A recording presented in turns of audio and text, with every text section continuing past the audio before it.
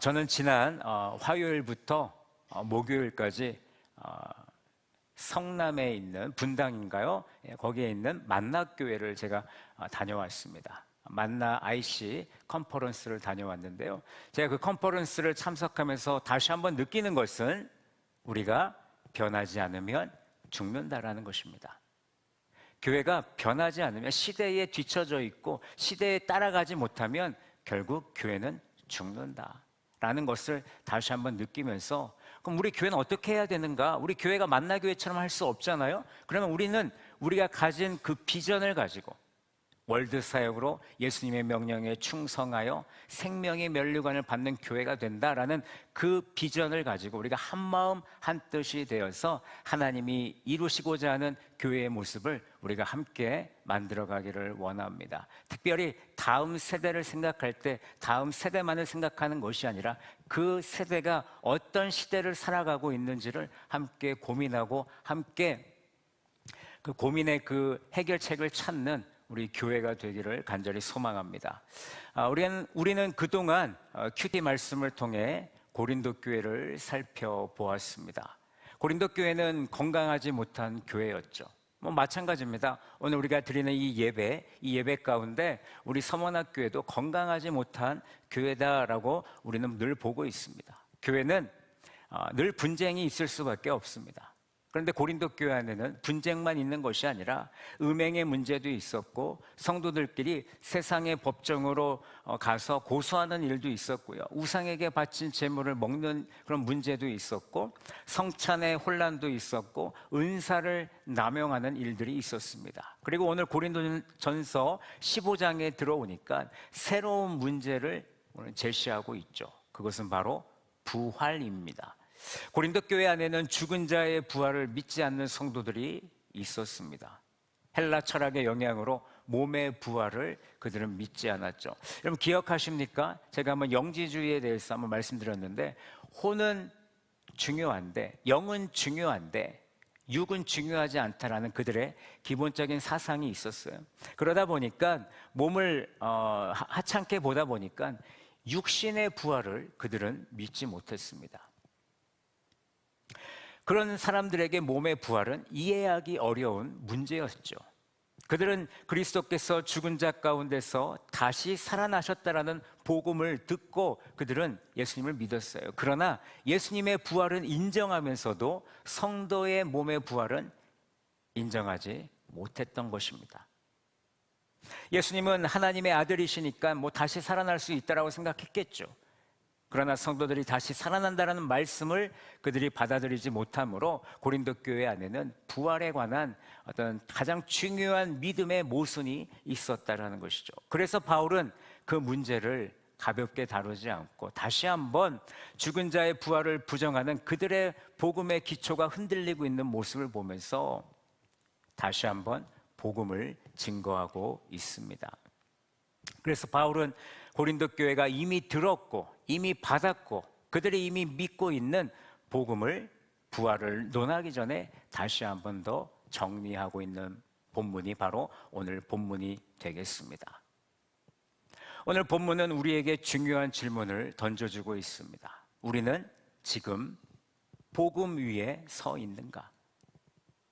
나는 지금 복음 위에 서 있는가? 이 질문을 여러분 스스로에게 한번 물어보시고 스스로 답을 내려보시기 바랍니다.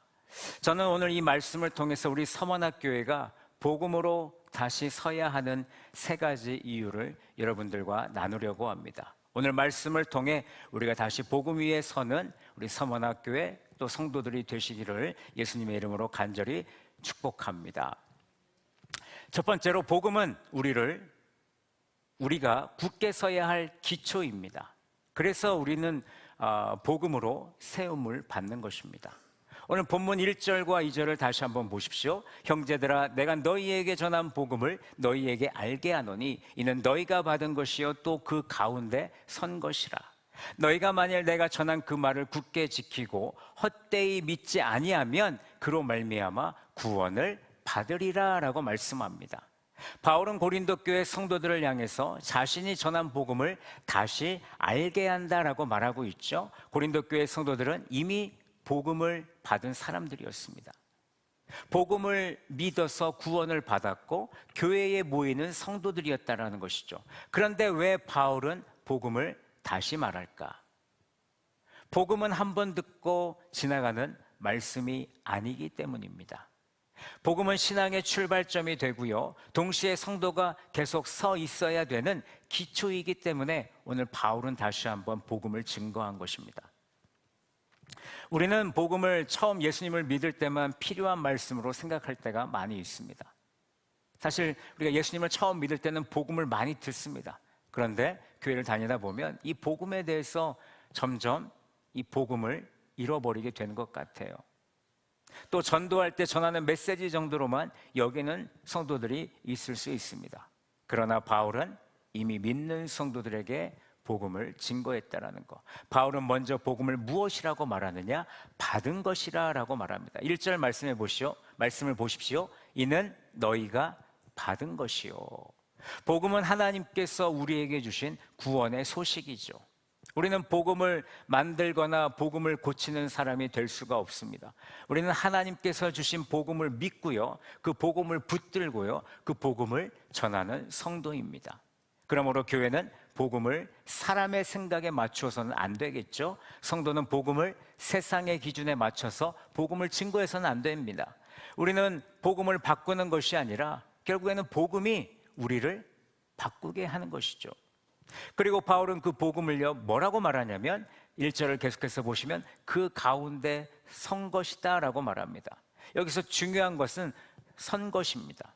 바울은 너희가 지금도 복음 가운데 서 있다라고 말하고 있는 것입니다. 여러분 생각을 한번 해보십시오. 집을 지을 때 가장 중요한 것은 무엇입니까? 기초가 가장 중요하겠죠. 건물의 모양, 인테리어가 아무리 좋아 보여도 건물이요, 기초가 흔들리기 시작하면 그 건물은 머지않아서 곧 무너지게 됩니다. 신앙도 그렇습니다. 나의 신앙생활을 붙들고 있는 것은 내가 오랜 시간 동안 교회에 나와서 나의 신앙생활이 붙들려 있는 것이 아닙니다. 나의 경험, 나의 직분이 아니고 나를 붙들고 세우는 것은 오직 복음뿐이라는 것이죠. 그 복음이 나를 붙들고 있지 않으면 우리의 신앙은 흔들릴 수밖에 없다라는 겁니다.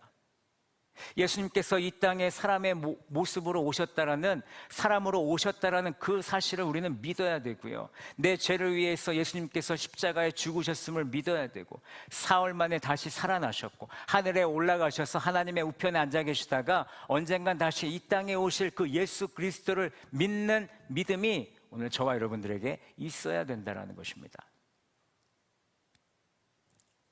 이 복음 위에 우리가 바로 서 있을 때 우리는 다시 일어서는 성도가 될 수 있는 것입니다. 여러분 상황이 흔들릴 수 있어요. 사람 때문에 마음이 아플 수 있습니다. 문제 앞에서 우리는 충분히 낙심할 수 있습니다. 그러나 복음 위에 선 사람은 무너지지 않습니다. 더 정확하게 말씀드리면 무너질 수 있지만 다시 복음 때문에 일어설 수 있다는 거예요. 왜냐고요? 십자가를 바라보며 은혜를 기억하기 때문입니다. 부활의 주님을 바라보면서 소망을 붙들기 때문에 흔들릴 수가 없는 거예요. 넘어질 수가 없는 거예요. 일어날 수밖에 없다는 것입니다. 그래서 바울은 2절에 보면 복음을 굳게 지키라고 우리에게 말씀하고 있습니다. 너희가 만일 내가 전한 그 말을 굳게 지키고, 복음은 가볍게 쥐고 있다가 내가 필요할 때 꺼내는 어떤 그런 하나님의 말씀이 아닙니다. 성도는 언제나 복음을 굳게 붙들고 있어야 합니다. 여러분 배가 항구에 정박할 때 밧줄을 느슨하게 묶어두지 않습니다. 왜냐고요? 파도가 치고요, 바람이 불기 때문에 느슨하게 묶었다가는 그 배가 떠내려갈 수가 있어요. 그렇기 때문에 단단히 묶어두는 거죠. 여러분 성도의 삶에도요 파도가 올 수 있어요. 바람이 붑니다. 세상의 가치관이 막 밀려오고요, 죄의 유혹이 막 찾아오고요, 걱정과 염려가 우리의 삶을 막 힘들게 합니다. 그때 우리가 붙들어야 될 것이 무엇이냐? 복음이라는 것이죠. 복음을 붙드는 사람은 끝까지 믿음을 지킬 수 있기 때문입니다. 오늘 이 시간 말씀을 듣는 성도들은 여러분 스스로를 다시 한번 점검해 보세요. 나는 지금 복음 위에 서 있는가? 여러분 신앙생활을 하다 보면 누구나 흔들릴 때가 있습니다. 저도 마찬가지죠. 담임 목사로서 교회를 섬기다 보면 제 마음이 무거울 때가 왜 없겠습니까?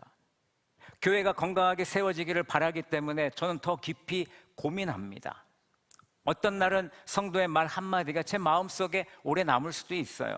어떤 날은 해결되지 않은 문제가 마음을 짓누를 수도 있죠.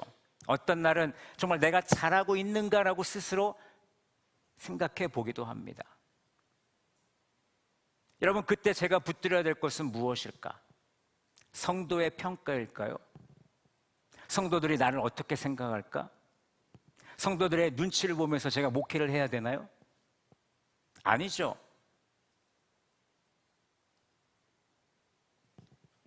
눈앞에 벌어진 상황을 붙잡으면서 내가 괜히 그런 상황을 만들었나? 아니죠. 하나님이 원하시는 길이 무엇인가? 복음 앞에 서 있으면 옳고 그름이 분별이 됩니다. 복음 앞에 서 있으면 하나님이 원하시는 길이 무엇인지를 분명하게 볼 수가 있는 거예요. 그것이 분명하기 때문에 저는 성도의 눈치를 보는 것이 아니라 어떤 상황을 보는 것이 아니라 지금 나에게 주어진 일을 묵상하는 것이 아니라 오히려 복음을 붙들고 예수 그리스도가 누구신지를 더욱 붙들고 건강한 교회를 만들어가기 위해 하나님을 더 의지하게 됩니다. 주님께서 이 교회의 주인 되심을 고백할 수밖에 없어요. 제가 만약 이 교회의 주인은 나다라는 마음을 계속 갖고 있다라면 문제는 저에게 있는 것이죠. 제가 복음 위에 서 있는 것이 아니죠. 그러나 제가 복음 위에 온전히 서 있기 때문에 주님께서 이 교회의 주인 되심을 저는 선포할 수 있고 부활하신 주님께서도 오늘도 우리 서머나교회를 이끌고 가심을 저는 당당하게 선포할 수 있는 것입니다. 이런 고백과 함께 복음을 붙드니까 제 마음이 정리가 됩니다. 제가 붙들 든든한 분이 뒤에 계시니까 예수 그리스도가 계시니까 내가 교회의 주인이 아님을 기억하며 주님께서 교회를 세우시고 성도를 붙드시고 나를 붙들고 계심을 저는 고백할 수밖에 없는 거예요.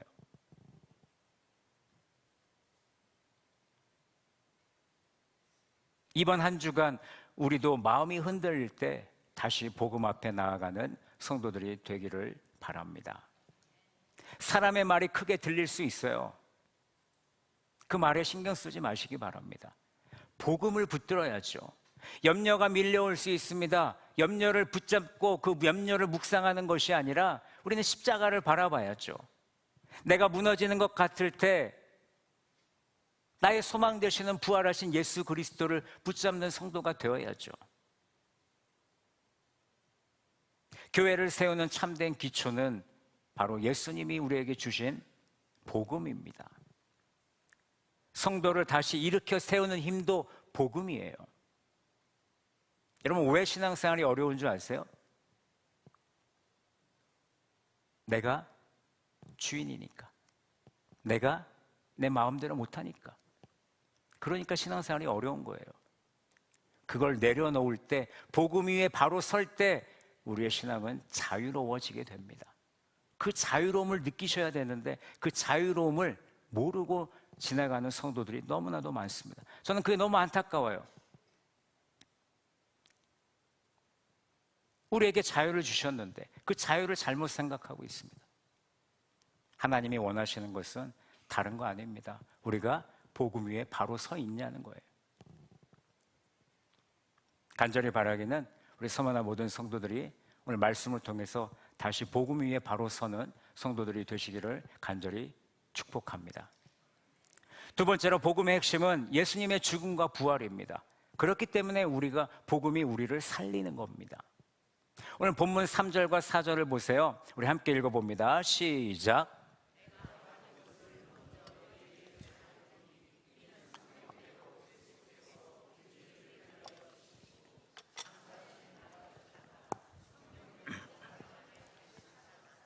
아멘. 바울은 오늘 자신이 전한 복음의 핵심을 분명하게 말하죠. 복음이 무엇입니까? 오늘 말씀해 보니까 그리스도께서 우리 죄를 위해서 죽으셨대요. 그리고 장사되셨대요. 그리고 성경대로 사흘 만에 다시 살아나셨다라고 말씀합니다.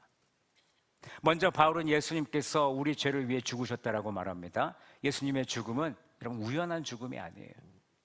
억울한 죽음도 아닙니다. 예수님은 우리의 죄를 위해서 죽으셨습니다.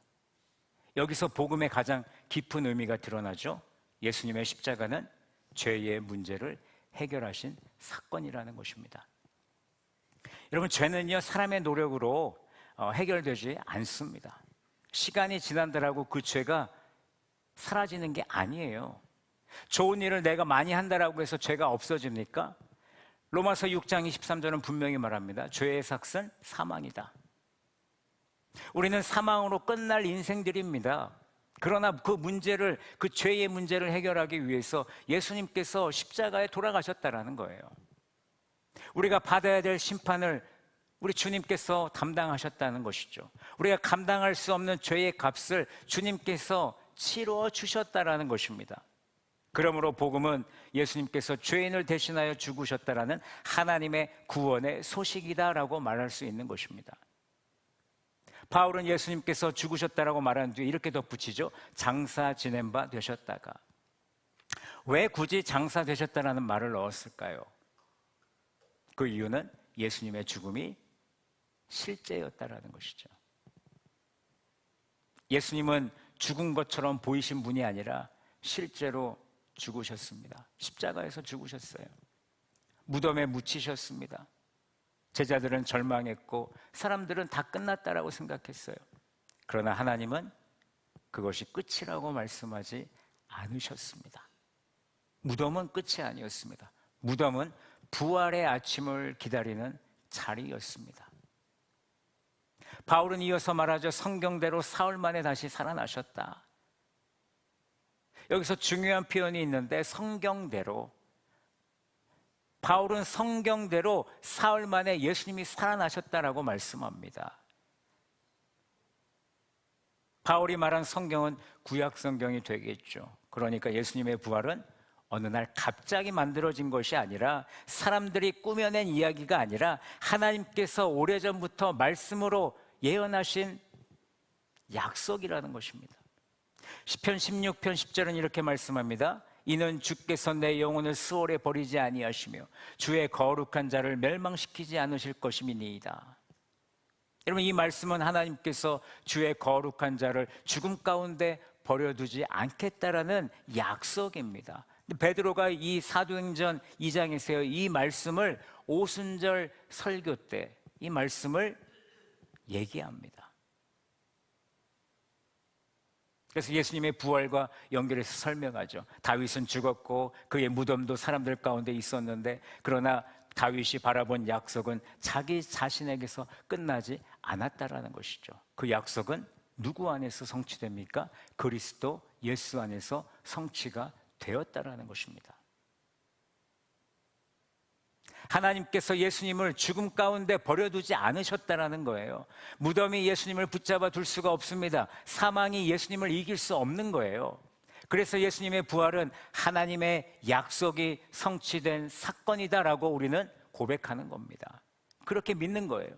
성경대로 이루어진 하나님의 구원의 사건, 그것이 바로 예수 그리스도의 부활이라는 것이죠. 예수님께서 살아나셨기에 우리의 믿음은 헛되지 않습니다. 예수님께서 살아나셨기 때문에 죄 사함은 너무나도 확실합니다. 예수님께서 살아나셨기 때문에 죽음은 마지막 권세가 될 수 없는 겁니다. 바로 이것이 복음의 핵심인 것입니다. 예수님께서 우리 죄를 위해 죽으셨어요. 장사되셨습니다. 성경대로 사흘 만에 다시 살아나셨습니다. 바울은 이 복음을 전했습니다. 고린도 교회도 이 복음을 들었고요. 오늘 우리도 이 복음 위에 서 있는 것입니다. 그런데 여러분, 우리는 이 복음을 너무 익숙하게 들을 때가 너무나 많다는 거예요. 십자가와 부활이라는 단어가 너무 익숙해가지고 그 말이 얼마나 놀라운 은혜인지를 우리는 잊을 때가 너무나 많다는 것이죠. 여러분, 우리가 붙들어야 될 능력은 무엇입니까? 십자가와 부활인 줄로 믿습니다. 바울은 로마서 1장 16절에서 이렇게 말합니다. 우리 이 말씀 함께 읽습니다. 시작.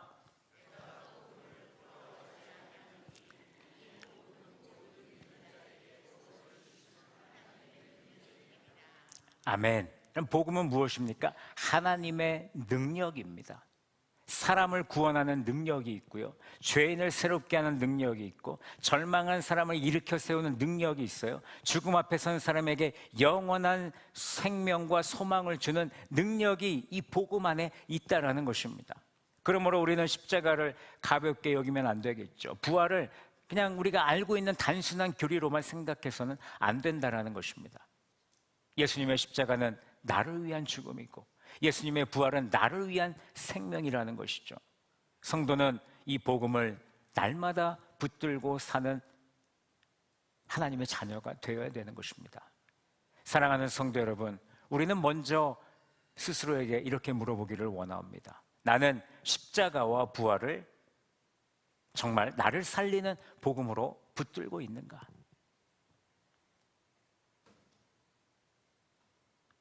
이번 한 주간 여러분의 마음에 죄책감이 막 올라올 때,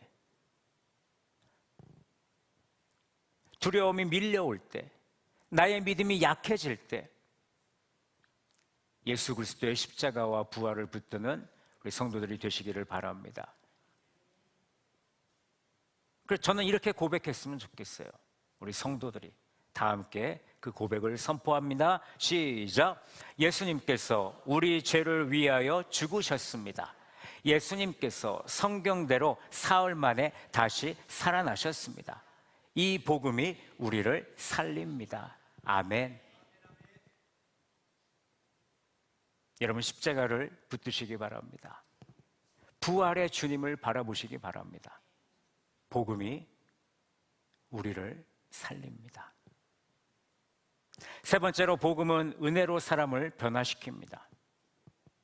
그래서 우리가 복음을 믿기 때문에 우리가 변화되는 거예요.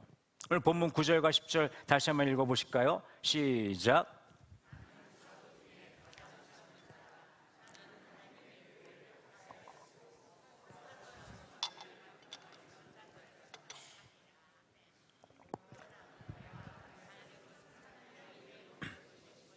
아멘.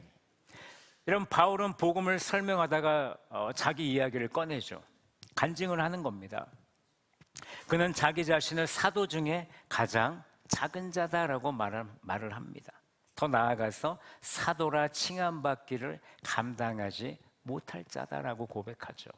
왜 이렇게 말했을까요? 바울은 자신의 과거를 잊지 않았기 때문입니다. 그는 하나님의 교회를 박해하던 사람이었죠. 예수를 믿는 사람을 위협했고요, 성도들을 잡아다가 공회에 막 보냈습니다.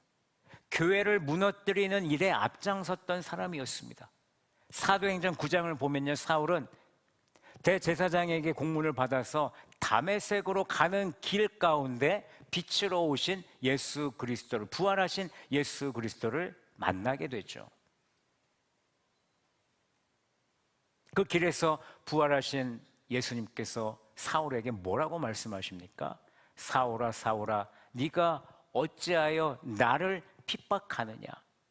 여러분, 사울이 언제 예수님을 핍박했습니까? 사울은 예수님을 믿는 사람들을 핍박했고 교회를 핍박했어요. 근데 예수님은 왜 어찌하여 나를 핍박하냐고 물어보십니다. 무슨 얘기입니까? 교회와 성도는 결국에 나란 얘기죠. 내가 교회고 내가 교회의 지체라는 얘기죠. 사울은 지금 자신이 하나님을 위해 열심을 낸다라고 착각하고 있어요. 그 사람들 잡아다가 넘기고 교회를 박해하면 본인이 어떤 상급을 받을 줄로 착각하고 있습니다. 그러나 주님은 그 길이 주님을 박해하는 길이라고 말씀하시면서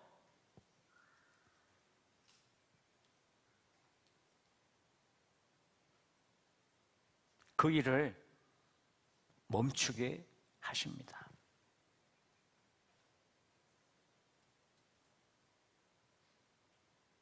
나를 박해하냐는 그 말 한마디 앞에서 사울의 인생은 멈추게 되었다라는 거예요.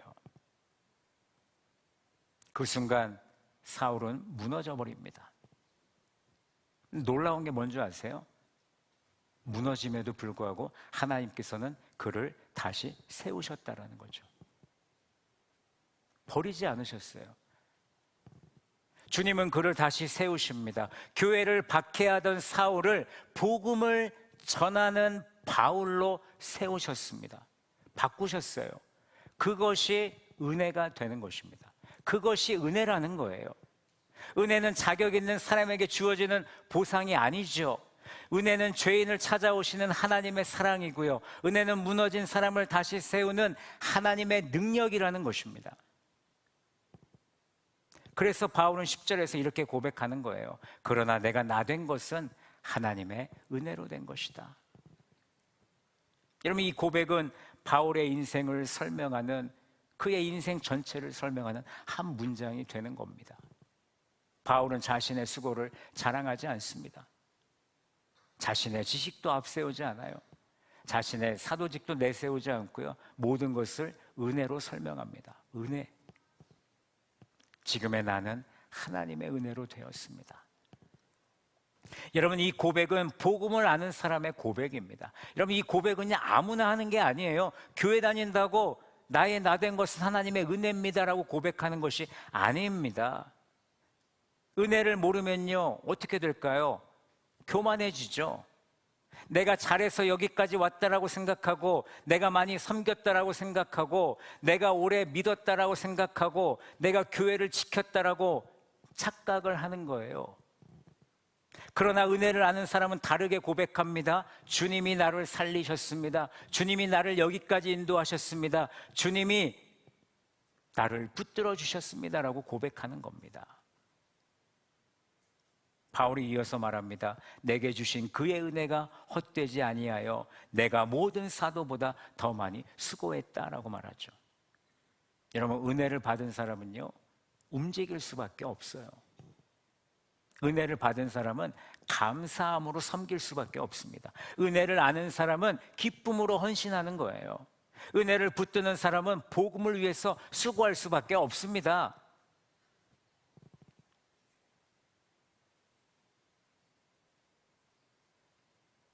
바울 보세요. 바울은 예수님을 만난 후에 복음을 전하고 교회를 세우고 그 과정 가운데 수많은 고난이 있었음에도 불구하고 그는 그 고난을 견디며 마지막에 이렇게 고백하죠. 내가 한 것이 아니요 오직 나와 함께 하신 하나님의 은혜로라. 오늘 바울은 자신의 수고를 하나님의 은혜라고 고백하고 있습니다. 바울은 그 누구보다 헌신했고요. 바울은 그 헌신의 힘도 은혜라고 고백하고 있는 거예요. 바로 이것이 복음이 만든 변화라는 것입니다. 우리도 복음을 통해 변화가 되어야 합니다. 복음은 죄인을 용서받은 사람으로 바꾸지요. 복음은 무너진 사람을 다시 세워주고요. 복음은 자기 자랑에 붙들린 사람을 은혜의 사람으로 만들어줍니다. 복음은 받은 은혜를 따라 충성하게 합니다. 사랑하는 성도 여러분, 우리는 먼저 이렇게 물어보기를 원합니다. 나는 지금 하나님의 은혜로 살아가고 있는가? 여러분 스스로에게 물어보세요. 나는 지금 하나님의 은혜로 살아가고 있는가?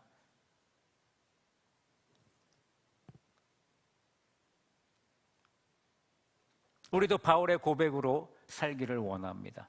나의 나된 것은 하나님의 은혜입니다. 내가 예배의 자리에 있는 것도 은혜죠. 오늘 이 자리에 나와서 예배하는 거 은혜죠. 내가 믿음을 지키는 것도 은혜고요. 내가 교회를 섬기는 것도 은혜입니다. 은혜를 기억하는 성도는 무너질 수가 없어요. 왜냐고요? 넘어져도 다시 주님께 나아가기 때문에, 부족해도 주님의 손을 붙들기 때문에, 맡겨진 자리를 감사함으로 감당하기 때문에 무너질 일이 없다니까요. 그렇기 때문에 교회는 누가 세우냐? 은혜를 아는 사람이 교회를 세워가는 겁니다. 은혜를 아는 사람이, 은혜를 경험한 사람들이 교회를 건강하게 세워나가는 겁니다. 여러분, 은혜 받았기 때문에 오늘 예배의 자리에 나오지 않으셨습니까? 은혜를 받았기 때문에 서로를 섬기는 거 아니겠습니까? 은혜를 받았기 때문에 우리가 전도하는 거 아니에요? 은혜를 받은 사람이 다음 세대를 품고 그들을 위해서 기도하는 거 아니겠습니까? 은혜를 받은 사람이 교회가 직면하고 있는 그 무거움을 함께 나누면서 같이 짊어지고 가는 거 아니겠습니까? 복음은 은혜로 사람을 변화시킵니다. 그 은혜가 바울을 바꾸었고, 그 은혜가 오늘 이 자리에 예배하는 여러분을 바꾸었고, 저를 바꾸었고, 그 은혜가 우리 서문학교의 모든 성도들의 삶을 새롭게 하실 줄로 믿습니다. 복음이 우리를 바꾸는 겁니다. 오늘 말씀을 맺도록 하겠습니다. 사랑하는 성도 여러분, 결국 복음입니다. 고린도 교회의 부활에 대한 믿음이 흔들릴 때 바울은 새로운 방법을 말하지 않았죠. 오늘 그들이 잘 알고 있는, 이미 들었고 이미 받았고 이미 믿었던 복음을 사도 바울은 다시 전했다는 거예요. 교회의 회복도 복음에서 시작이 되어야 되고, 성도의 변화도 복음에서 시작되어야 되고, 예배의 회복, 참된 부흥도 결국에는 복음에서 시작이 되어야 된다는 것입니다. 오늘 우리도 이 복음 앞에 서야 됩니다. 복음은 우리가 굳게 서야 될 기초라는 거예요. 그래서 복음이 우리를 세우는 것이고요. 복음의 핵심은 예수님의 죽음과 부활입니다. 그래서 복음이 우리를 살리는 것입니다. 복음은 은혜로 사람을 변화시킵니다. 그래서 복음이 저와 여러분들을 바꾸는 겁니다. 사람이 바꾸는 거 아닙니다. 예수님께서 우리 죄를 위하여 죽으셨습니다. 예수님께서 성경대로 사흘 만에 부활하셨어요. 나의 나 된 것은 하나님의 은혜라고 오늘 사도 바울은 고백합니다. 우리 서문학교회가 다시 복음 위에 서기를 저는 간절히 원합니다. 저만 원하는 것이 아니라 우리 성도들도 그걸 원하셔야 돼요. 복음 앞에 서겠다. 복음으로 살아나고 복음으로 변화되고 복음으로 부흥하기를 원합니다. 결국엔 복음입니다. 우리에게 필요한 것은 다시 복음 앞으로, 우리 서문학교회가 그 복음 위에 굳게 서기를 주님의 이름으로 간절히 축복합니다.